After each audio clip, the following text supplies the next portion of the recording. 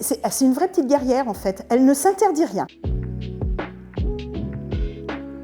Je m'appelle Fabienne de Marcilly et je suis la maman de Jade de Marcilly qui est atteinte de dermatite atopique depuis son plus jeune âge. Alors le diagnostic il est venu relativement tard parce qu'en fait quand nous sommes arrivés à l'orphelinat, elle avait beaucoup de plaies derrière le creux poplité, au coude, etc.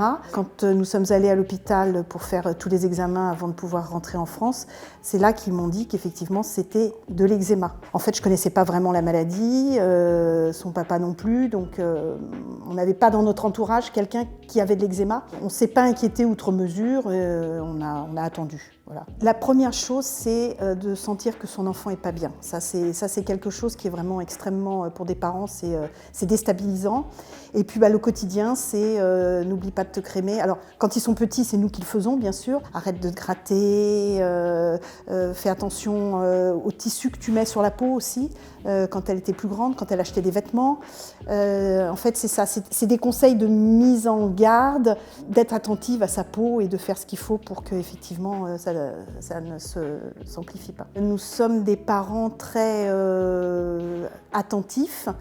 En revanche, nous sommes aussi des parents qui avons toujours poussé Jade à faire des tas de choses et justement à lui expliquer qu'il ne fallait pas que ce soit un frein aux activités qu'elle avait envie de faire, mais qu'en revanche, il fallait effectivement derrière en assumer, si je puis dire, les contraintes.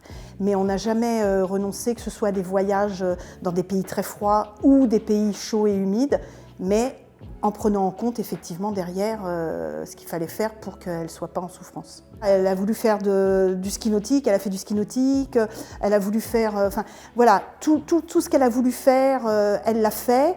Je sais qu'il y a eu des moments où c'était difficile pour elle, notamment quand elle jouait du piano, parce qu'elle avait les doigts qui claquaient, etc. Et je sais qu'elle souffrait. Mais c'est ma fille, donc effectivement, je le dis, mais c'est une vraie petite guerrière en fait. Elle ne s'interdit rien.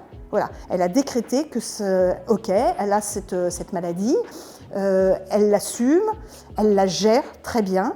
Donc ça ne l'a jamais empêchée de rien faire.